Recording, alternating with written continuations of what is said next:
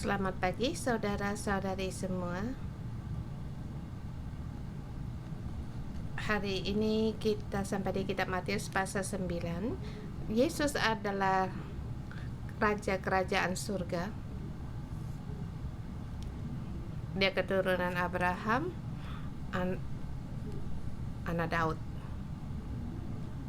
Dia mengatasi percobaan tiga percobaan dari setan, kemudian menghadirkan topak angin ribut, kemudian di tengah-tengah kita, dan sampai di kitab ini dia terus menyebarkan tanda dari raja kerajaan surga. Orang lumpuh berjalan, orang mati dihidupkan, yang bisu dapat berbicara, dan dia di antara kita.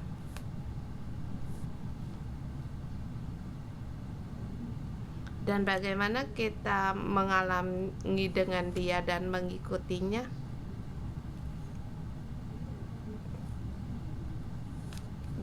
Di pasal 9, dengan iman mengikuti raja kerajaan surga. Kita harus dengan iman untuk mengikuti.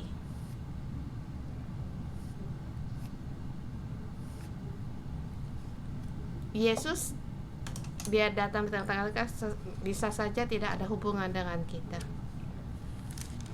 Mungkin dia datang, dia yang berkhotbah, banyak orang yang mendengar, dan ada juga sebagian untuk bisa membantu.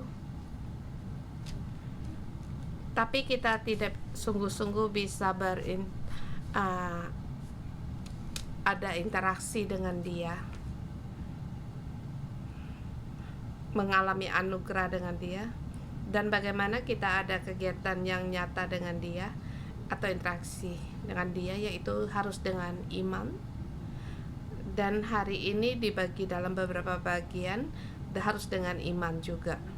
Dengan ayat 1 sampai dengan 8 itu poin yang pertama. Dengan tema meminta disembuhkan. Di sini dikatakan iman. Kita harus berkata harus punya iman, dan ini tanggung jawab perorangan. Tetapi sesungguhnya lewat doa atau permintaan orang bisa juga menghasilkan, akan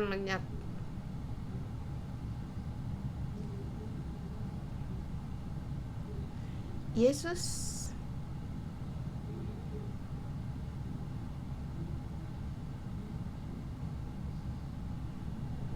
sampai di Kapernaum, dan ada seorang yang sesudah naiklah Yesus ke dalam perahu itu menyeberang di kotanya sendiri di Kapernaum. Kemudian dibawalah seorang kepada seorang lumpuh yang terbaring di tempat tidurnya.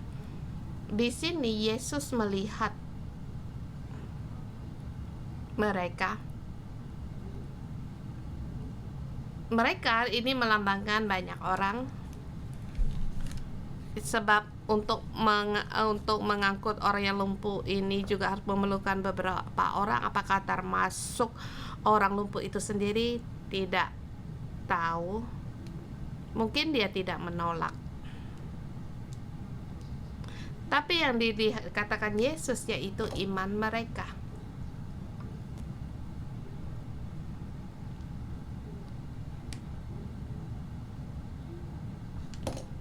Yaitu yang jelas dikatakan bahwa orang lumpuh dibawa ke hadapan Yesus, dan Yesus akan menyembuh dia.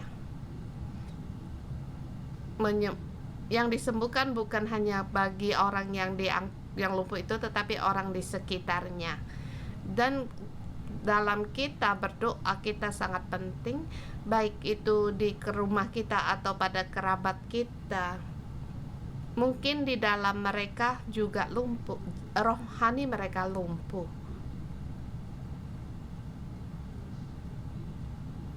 Dalam kenormalan hidup sehari-hari, mungkin dia berjalan tidak lancar, atau dia terbelenggu dalam kebiasaan buruk, atau tidak bisa bekerja dan dia lumpuh. Doamu sangat berguna. kamu bawa dia di hadapan Yesus. Dan tanggapan dari Yesus dikatakan, "Hai anakku, dosamu telah diampuni." Mengapa orang ini bisa berdosa? Jelas dia berdosa. Tapi di sini yang kita maksud bukan semua orang yang lumpuh itu berdosa ya. Ini yang harus kalian dengar dengan jelas di dalam masalah ini. Melihat iman mereka membawa orang lumpuh itu di hadapan Yesus, dan Yesus berkata, "Dosamu telah diampuni." Jadi yang dilihat Yesus adalah iman kita. Yesus tahu apa yang di dalam hati manusia.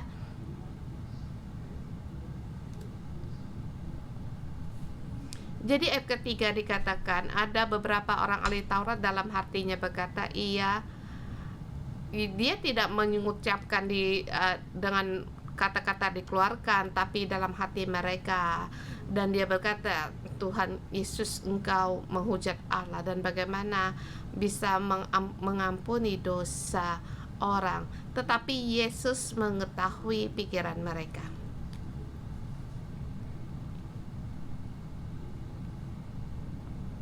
Seperti kita di pinggirnya Yesus, kita punya iman, kita juga pikiran. Yesus tahu, walaupun kita banyak dosa, sama kita di sampingnya Yesus,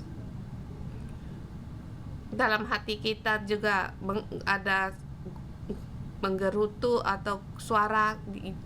Yesus tahu sebab ia menyelidiki hati. Jadi yang harus kita kalahkannya itu hati pikiran kita. Kemudian poin yang kedua, 9 sampai dengan 13, di sini memanggil pemungut cukai Matius dengan memberi tema segera mengambil keputusan untuk mengikuti Tuhan. Mengapa Yesus memanggil Matius?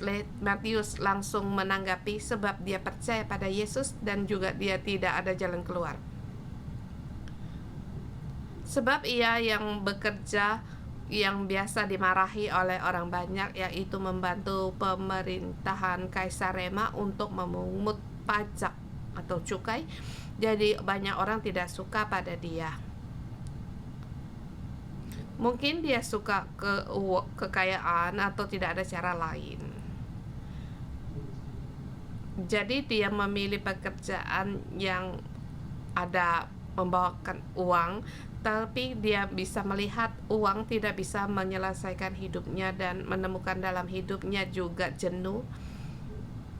Dengan uang dia bisa memilih teman atau hidup, tetapi itu semua tidak dapat. Tapi jadi Yesus memanggil dia langsung bangun. Jadi imannya membawa tindakan yang langsung mengikuti.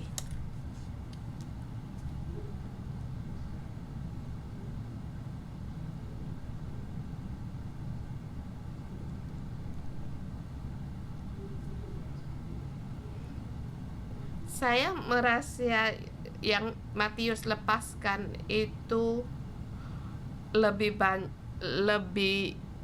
banyak lagi.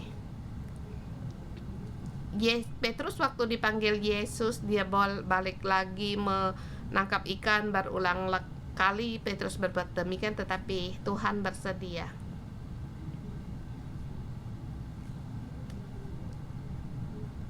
Seorang nelayan, dia tidak pergi menangkap ikan, tetapi sewaktu-waktu bisa juga dia balik untuk kembali menangkap ikan sebagai nelayan. Tetapi Matius dia langsung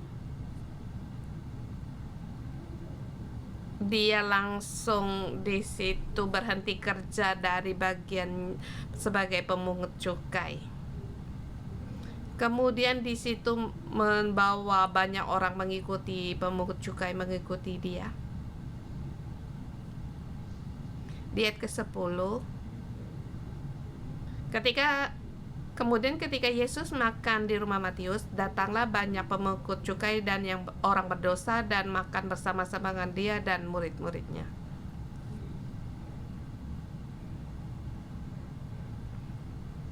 Ini situasi perjamuan ini di rumahnya Matius.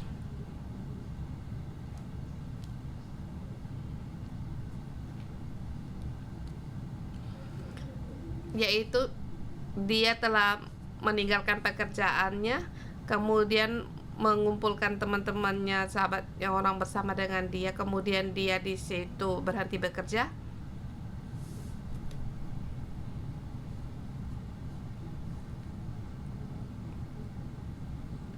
Jadi kamu bisa merasakan mengapa dia tidak bisa kembali di pekerjaan yang lama, sebab dia ada interaksi dengan Tuhan, yaitu langsung mengikuti Yesus.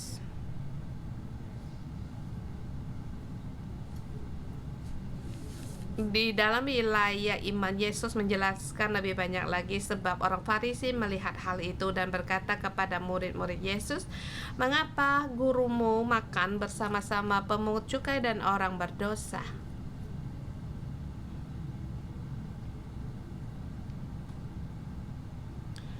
Tapi Yesus menjawab, "Bukan orang yang sehat memerlukan tabib, tetapi orang sakit." Sama yang kita katakan, yaitu iman yang harus disertai tindakan. Tetapi sebelumnya, karena kamu sendiri merasakan perlu, merasa tidak ada jalan keluar, kamu terlebih dahulu merasa tidak ada jalan keluar, maka kamu baru bisa mengambil keputusan untuk berhenti dari pekerjaanmu. Yesus melihat itu sama seperti melihat dokter atau menampal, seperti kamu menampal gigi. Kalau gigimu sudah sakit, nanti badan sehat, tidak bisa diundur-undur lagi, kamu baru mencari dokter, bukan? Demikian juga dalam rohani kita. Kamu merasa ada yang tidak beres, baru mencari. Kalau tidak, kamu tidak bisa bangkit untuk melayani Tuhan, mengikuti Tuhan. Kemudian ayat 14 sampai 17 dengan tema dengan iman mengadakan dengan Tuhan, atau tindakan dengan menanggapi Tuhan, tapi bukan peraturan keagamaan.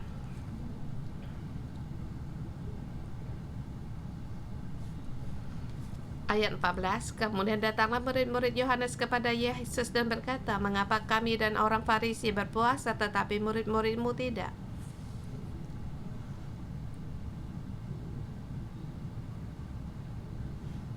Kita di kebaktian utama pernah membahas ayat ini. Puasa orang Farisi untuk mendapatkan dipuji orang. Allah berkata di dalam situasi tertentu ada orang yang perlu berpuasa untuk memohon kepada Allah. Tapi orang Farisi menetapkan 1 minggu 2 kali untuk berpuasa sepertinya orang yang saleh. Tapi itu dengan penampilan untuk melayani Allah. Jadi di pandang Allah itu tidak terhitung. Dan di sini murid-muridnya Yohanes bertanya, murid-murid Yohanes lebih baik dibandingkan dengan orang Farisi. Sebab pertobatan Yohanes yaitu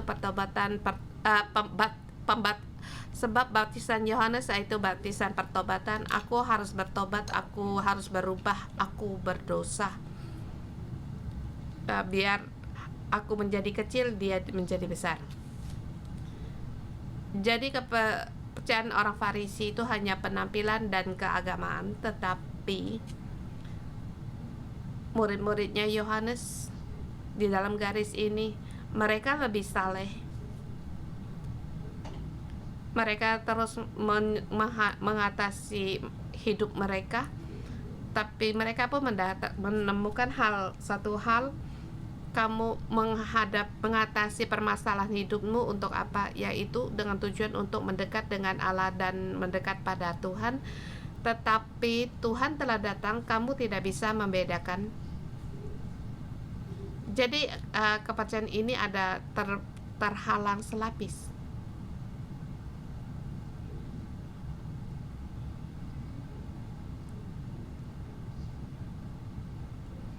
Dan di sini juga bisa ada orang yang bisa masuk di dalam keagamaan sekarang, yaitu keagamaan menjadi wilayah yang atau perintah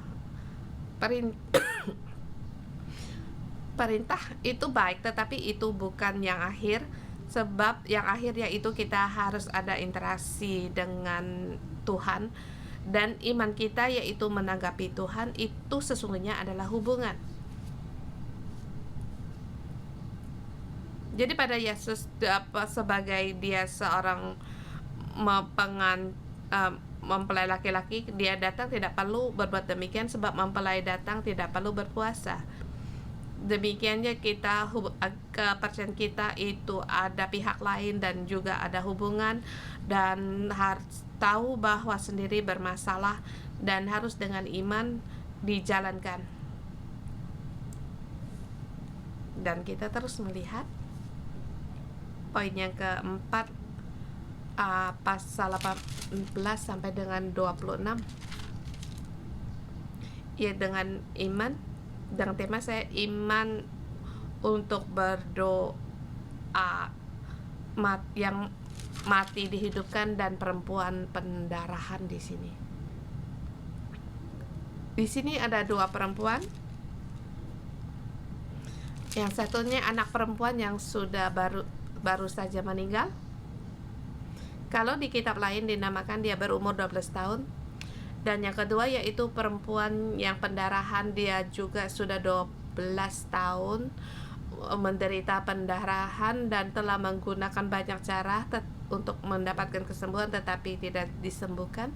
Dia telah menderita 12 tahun dalam hidup yang terus merendah pada titik rendah, bahkan boleh dikatakan jiwanya sudah mati. Tetapi melihat Yesus di situ, apa reaksinya? Dikatakan di sini, yaitu kita melihat di sini, datanglah seorang rumah ibadah menyembah dia. Kepala rumah ibadah, yaitu dia yang paling tingkat tertinggi di hadapan orang banyak, dia menyembah Yesus.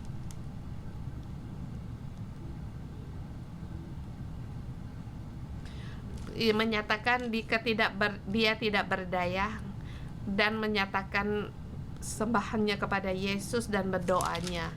Kemudian dia berkata, anak perempuanku baru saja meninggal, tetapi datanglah dan letakkanlah tanganmu di atasnya, maka ia akan hidup. Anak perempuan ini sudah meninggal, tidak bisa berbuat apapun. Tetapi yang kita minta itu doa seorang bapa. Doa bapa yang dengan iman. Jadi sama yang kita katakan, imannya sama dengan orang yang lumpuh itu, yaitu imanmu itu sangat berguna dan bisa menolong orang-orang yang kamu kasihi. Imanmu bisa menolong orang lumpuh.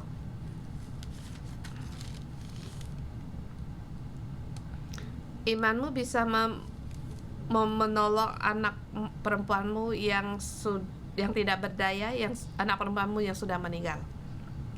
Jadi katakan dua kata, iman, doa iman yang membangkitkan dari orang mati menjadi hidup. Kemudian orang yang kedua yaitu seorang perempuan pendarahan, dia juga sama. Dia tidak berdoa, tetapi dalam hatinya punya pikiran. Di ayat 21 asal ku jamah saja jubahnya aku akan sembuh. Ini mengatakan tentang iman. Yang dikatakan iman hari ini tidak ada yang tidak jelas dikatakan iman, tetapi ini sungguh adalah iman. Iman seorang perempuan pendarahan yaitu asal ku jamah saja jubahnya aku akan sembuh. Ini adalah iman.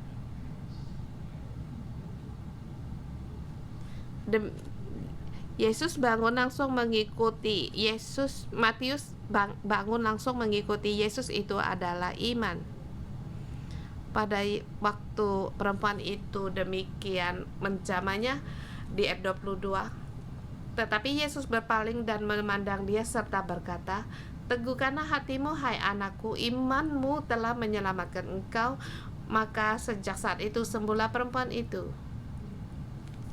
Sesungguhnya Yesus bisa saja tidak berkata-kata.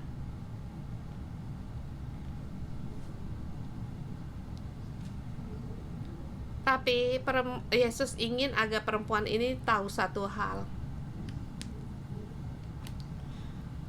Kamu disembuhkan bukan karena kamu menjamah jubahku.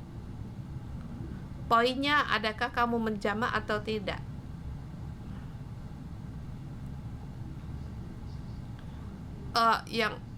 Yang poinnya yaitu adakah kamu punya iman. Kamu percaya, kamu menjamahnya, maka kamu disembuhkan. Poinnya di situ. Demikian juga di iman di perwira, anak perwira yang mencari Yesus, yang menyembuhkan hambanya. Yesus berkata menyembuhkan hambanya yang lagi sakit, tetapi Yesus berkata, pergi, aku datang menyembuhkan. Tetapi perwira itu menjawab, tidak layak Tuanku datang ke rumahku, katakan saja sepatah kata, maka hambaku akan sembuh. Saya merasa Yesus sangat terbuka. Perwira ini belum lagi melihat, tetapi dia percaya hambanya bisa disembuhkan.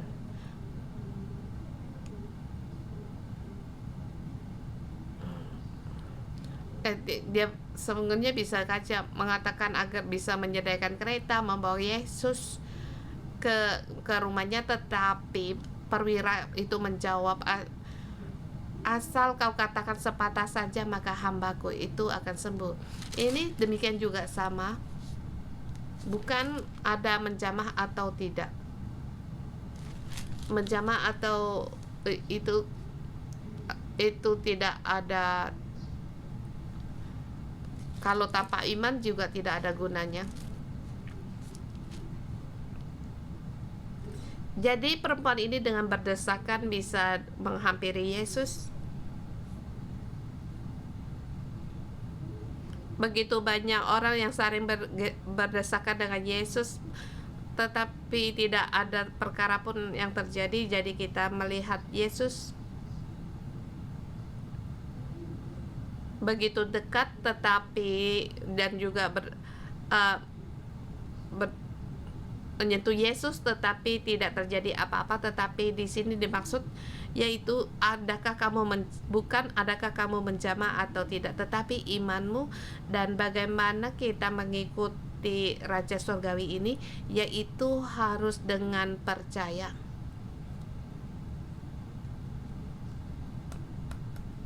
Kemudian kita melihat anak perempuan kepala rumah ibadah itu disembuhkan. Seterusnya, poin yang kelima, Yesus menyembuhkan mata 2 orang buta. Ketika Yesus meneruskan perjalanan dari sana, ada 2 orang buta mengikutinya sambil berseru-seru berkata, kasihanilah kami hai anak Daud.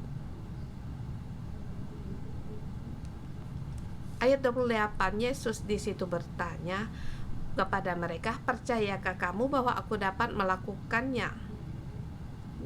Kalau kamu Yesus, apakah kamu berani bertanya demikian? Tapi Yesus spesial bertanya kepada mereka. Dia berkata, "Kasihanilah kami, hai anak Daud." Dia tahu Yesus adalah Mesias yang akan datang itu. Dan kalau kita katakan kasihan, apa yang harus dikasihani? Kasihani ini bisa banyak artinya. Boleh kasihan aku karena merasa miskin, sangat miskin. Kamu bisa mengasihi aku bisa karena harus mengemis seumur hidupku, atau mengasihaniku karena mataku bisa melihat. Yesus tahu bahwa mereka ingin mencari Yesus untuk disembuhkan. Tentu orang buta ini mempunyai iman, mereka percaya. Tapi Yesus di sini ingin lebih lagi menyatakan dengan benar agar dua orang buta ini dan orang banyak tahu perkara ini. Apakah kamu percaya akan hal ini? Percayakah kamu aku dapat melakukannya? Mereka menjawab, "Ya Tuhan, kami percaya." Lalu Yesus menjamah mata mereka sambil berkata, "Jadilah kepadamu menurut imanmu." Yesus dapat melakukan banyak mukjizat, tapi di dalam berbagai arena dia terus mengatakan, "Karena iman, kamu percaya aku dapat sembuhkan, kamu katakan, aku bersedia untuk melakukan." Dia banyak satu tindak tangan. Dia menolong dua orang buta dan juga memberitahukan orang tahu bahwa karena iman. Sama dengan artinya dia sebelah pihak dia menyembuhkan, sebelah pihak lagi dia mengajar. Demikian juga dia berkata kepada perempuan pendarahan itu, "Bukan karena kamu menjamah atau tidak jubahnya, tetapi imanmu telah menyelamatkanmu." Di sini yang berulang kali dikatakan yaitu mempertegaskan tentang iman. Ke poin yang ke-6 ayat 32 sampai dengan 34. Mengusir setan juga harus dengan kuasa dan juga iman. Di sini mengusir roh orang bisu. Di sini tidak dikatakan tentang iman, tetapi di dalam kitab Injil yang 4 Injil yang lain, murid-muridnya bertanya pada satu hal, yaitu ada perkara bisa diusir tetapi ada yang tidak bisa diusir. Dan mereka bertanya kepada Yesus, dan Yesus menjawab, "Karena kamu kurang percaya." Jadi kita melihat mengusir setan itu dengan kuasa dan juga harus dengan iman. Sama bagaimana terbukanya mukjizat itu terjadi karena iman. Walaupun iman itu tidak disebut. Kamu bangunlah mengikuti Yesus. Kamu berkata, asalku jamah saja jubahku, aku akan sembuh. Yesus dapat melakukan, kamu pun dapat melakukan. Sebab bagi orang yang percaya, dia sanggup melakukan dalam segala hal. Semua itu berdasarkan dengan iman. Kemudian poin ke-7 35 sampai 34, doa dengan iman memperluas kerajaan surga atau membuka kerajaan surga. Demikianlah Yesus berkeliling semua kota dan desa. Ia mengajar dalam rumah-rumah ibadah dan memberitakan kerajaan surga serta melenyapkan segala penyakit dan kelemahan. Melihat banyak orang itu tergeraklah hati Yesus oleh belas kasihan kepada mereka karena mereka lelah terlantar seperti domba yang tidak bergembala. Maka katanya kepada murid-muridnya, Tuan, tuaian memang banyak tetapi pekerjanya sedikit. Karena itu mintalah kepada Tuan yang empunya tuaian supaya ia mengirimkan pekerja-pekerja untuk tuaian itu. Di sini ada satu perkara. Yesus ingin orang untuk berdoa.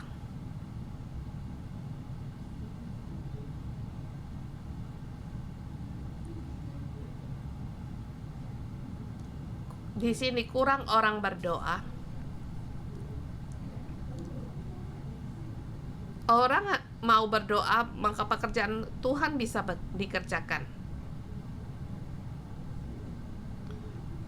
Tapi dalam pikiran kita keadaannya itu, Tuhan, engkau ingin mengutus siapa, engkau akan mengutus dia. Yesus, engkau berbelas kasihan kepada mereka, utuslah seseorang. Tetapi Yesus di sini berkata, kamu tidak berdoa, aku tidak mengerjakan apapun. Kalau dilihat, tanggung jawab itu ada pada kita.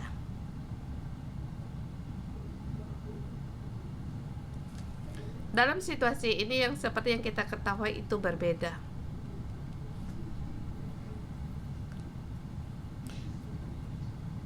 Jadi hari ini saya merenungkan perluasan kerajaan surga itu, yaitu bersama dengan manusia, yaitu dengan iman kita mengikuti Tuhan, dengan iman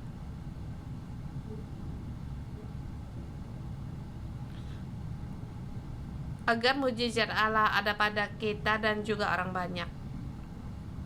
Ini adalah satu tindakan atau interaksi atau aktivitas. Jadi setiap perkara sesungguhnya Allah ada bersama dengan manusia. Kamu percaya, kau jamah aku, maka engkau akan sembuh. Tapi kalau kamu tidak percaya, kamu tanpa iman, walaupun kamu memaksa saya, itu tidak menghasilkan apapun. Seperti katakan, kalau kamu tanpa iman, walaupun kamu berdesakan dengan Yesus, juga tidak ada gunanya. Kamu percaya kepada aku, maka aku lakukan. Kamu bersedia untuk berdoa seperti minta kepada Tuhan yang mempunyai tuaian, maka aku akan mengirimkan pekerja-pekerja untuk tuannya itu. Seperti Yesus, Yesus berkata, aku tidak menyembuhkan kecuali kamu harus punya iman. Kalau kamu tidak punya iman, maka Yesus tidak dapat mengerjakan apapun. Seperti ayahmu punya iman, sahabatmu punya iman. Maka untuk orang-orang ini aku bekerja pada mereka. Atau kamu bersedia berdoa, maka aku akan mengirimkan orang-orang kepada mereka. Jadi dalam kita mengikuti Raja Surgawi ini, kita harus berdasarkan dengan iman dan berdoa. Semuanya itu karena Allah ingin bekerja sama dengan kita. Imanmu harus keluar, ditambah dengan berdoa. Kita bersama menyaksikan peluasan kerajaan surga. Kita mohon Tuhan untuk menolong kita. Kita tahu bagaimana mengikuti. Semakin kita mengikuti, semakin sukacita, semakin kita merasa ringan. Kita bersama menyembah Tuhan Allah kita.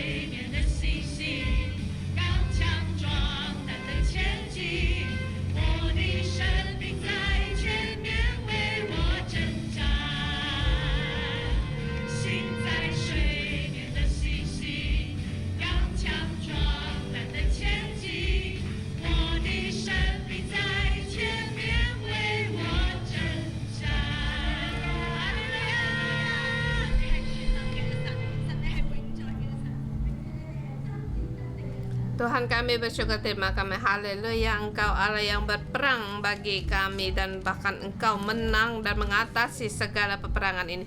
Yesus, Engkau adalah Raja kerajaan surga. Di kitab Matius kami terus mengenali bagaimana Raja surgawi ini, dan Tuhan Yesus, Engkau layak untuk mendapatkan kami sembah dan mendapatkan pujian dari kami. Tuhan Yesus, mari kita menyembah Tuhan dan memuji itu Raja surgawi kita ini. Yesus, kami bersyukur dan terima kasih Engkau Raja di atas segala raja, segala kemuliaan.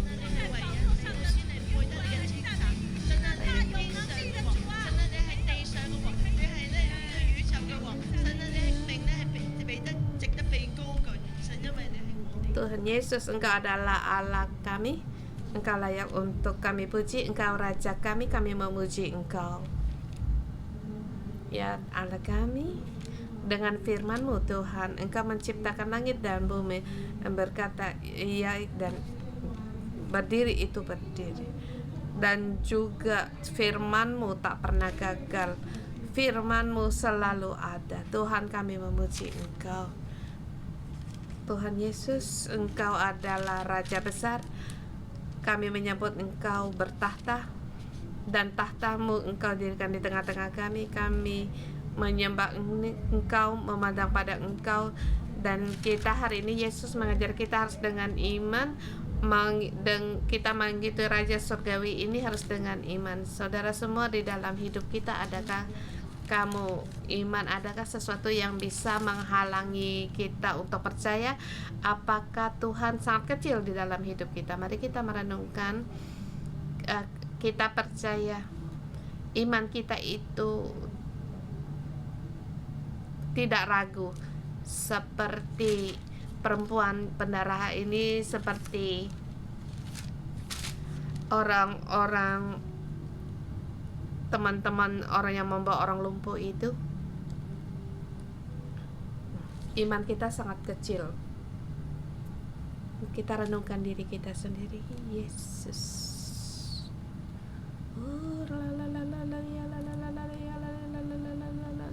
Yesus, Roh Kudus, Engkau membawa kami masuk di dalam hati sanubari kami.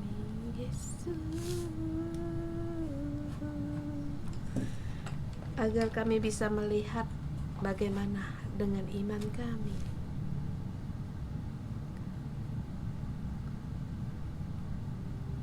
Oh Yesus,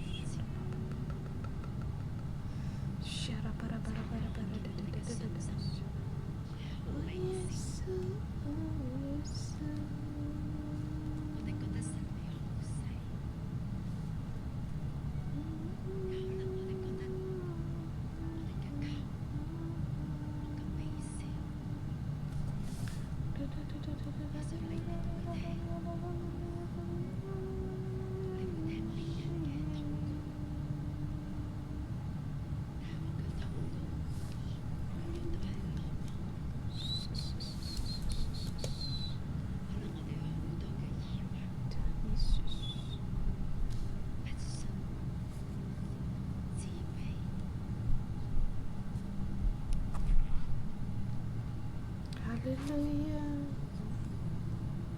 Yesus beri kami untuk kembali melihat betapa pentingnya iman. Yesus juga ingin kita di dalam iman ada interaksi dengan kita. Yesus menginginkan hubungan yang sejati, kepercayaan yang sejati. Saudara semua, mari kita berinteraksi dengan Raja Surgawi ini.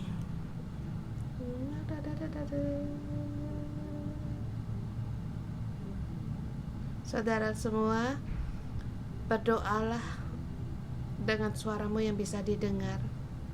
Berdoa kepada Tuhan. Tuhan, walaupun imanmu kecil, tetapi mintalah kepadanya. Dia akan menolongmu.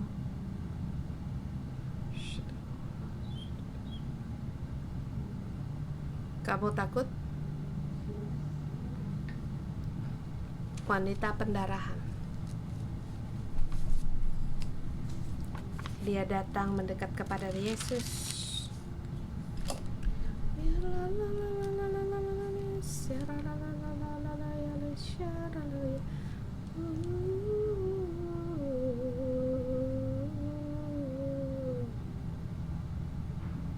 Mintalah kepada Yesus. Minta pada Yesus akan beri kita iman. Atau di dalam hatimu ada kesulitan yang besar atau yang kuat, baik itu orang rumahmu atau anggota selmu atau dia dalam sakit yang keras, yang lagi sakit, kita meminta. Kalau kamu ada yang sakit, kamu ulurkan tanganmu untuk menjamah jubahnya Yesus. Ada orang manusia sakit, kamu berdoa untuk mereka.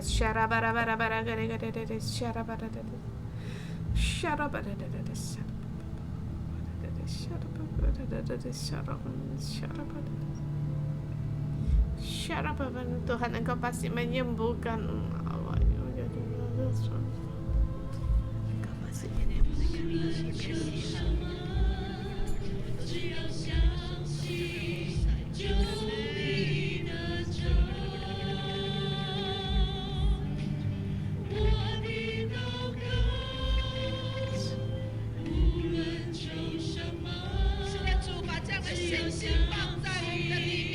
Sungguh Tuhan, kami ingat kami kepada Engkau.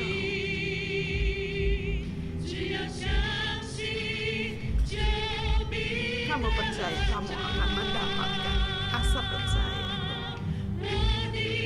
Doaku, walaupun aku meminta apapun Tuhan, asal aku percaya aku akan menerima.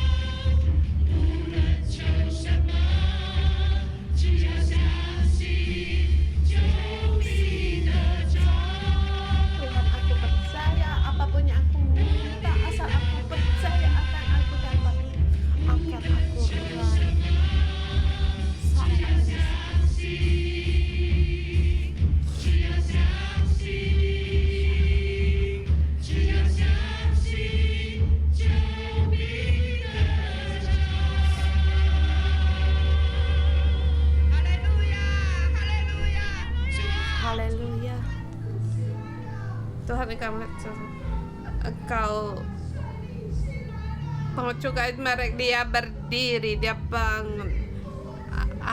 Anak perempuan yang meninggal hidup kembali Tuhan, dia pun bangun. Tuhan, kami percaya kepada Engkau, iman kami Kau berikan kepada kami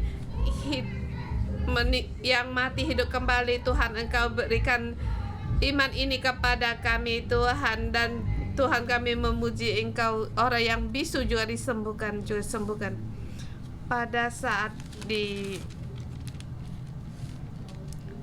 ayat 9 ketika Yesus memanggil Yesus, Yesus berkata kepada Matius, ikutilah aku, maka berdirilah Matius lalu mengikuti dia. Matius langsung mengikuti Yesus.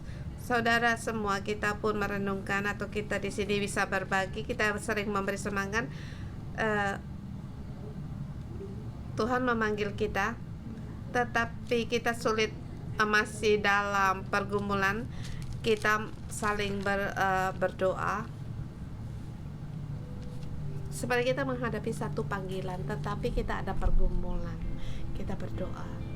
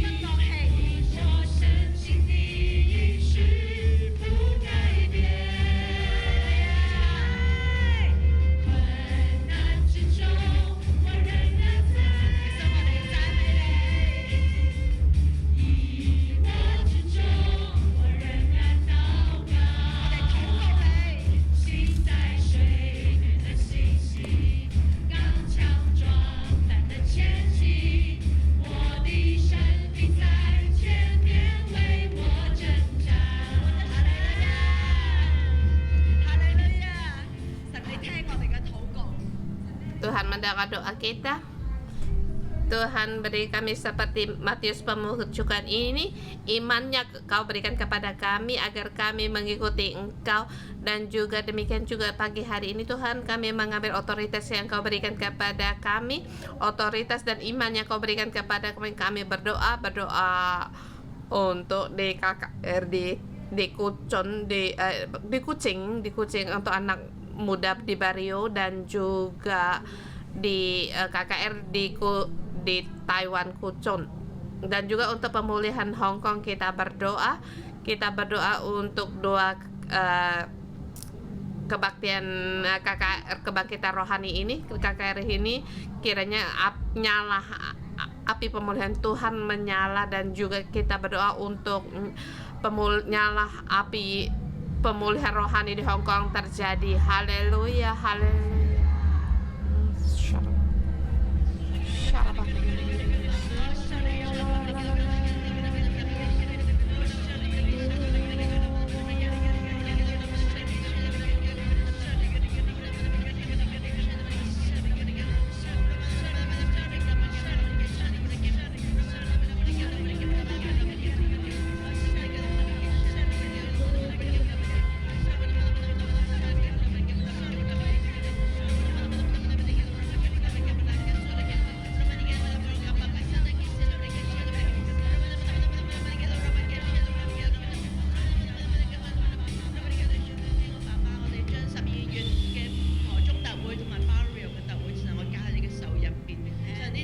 Tuhan, kami serahkan kebaktian rohani ini kepada Engkau Tuhan, agar mereka yang setiap ikut, bagi yang ikut serta para saudara-saudari kami, anak remaja dan para pastoral, beri mereka iman agar kami masuk di dalam ke KKR ini. Roh-Mu memenuhi mereka, dan juga hati mereka dinyalakan agar hati mereka dipuaskan, dan juga membawa api pemulihan ini datang pulang ke rumah, ke tempat mereka.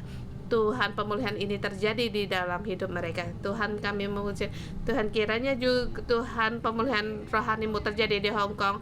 Kiranya kehendak-Mu untuk Hong Kong terjadi. Kiranya lah roh api nyala Engkau menyala di Hong Kong, baik kami muda dan tua semuanya mengalami kebangkitan rohani Yesus. Dan juga Tuhan, Kau mendengar doa kami. Tuhan, kami di hadapan Kau, kami dalam renungan pagi ini kami menerima firman-Mu, dan firman-Mu kami tahu yaitu iman untuk meraih kekuatan kuasa surgawi, iman yang kami mengadakan interaktif dengan Engkau. Tuhan, kami tahu Engkau mendengar doa kami, baik kami doa syafaat kami, baik itu kota atau KKR. Tuhan, Engkau mendengar. Tuhan, Engkau memberikan kepada kami.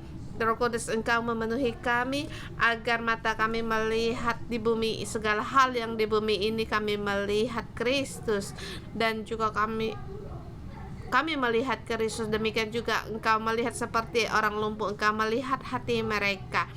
Dengan cara pandangan demikian juga Engkau melihat kami dan memberi kepada kami. Berkatilah kami Tuhan, dan dalam Tuhan Yesus memberkati saudara-saudari semua untuk leluasa dengan ada kuasa Allah yang tercurah di dalam hidupmu. Kita berserah. Yang kurang percaya, Tuhan mendapatkan iman bagimu, dan setiap hari, setiap saat, setiap perkara di bumi ini kamu ada interaktif dengan Tuhan, sebab Tuhan demikian berjalan di tengah-tengah kita. Dia menanti doamu dan juga mau terhubung denganmu dan bersama kerja denganmu. Dalam nama Tuhan Yesus memberkatimu, karena doa-doamu maka murid-murid pun dibangunkan, dan juga karena doa-doamu semua tuaian harus dituai. Demikian Tuhan Yesus memberkatmu. Bersama kita katakan amin. Kita berikan pujian hormat kita bagi Yesus. Kita renungan pagi sampai di sini. Tuhan Yesus memberkati.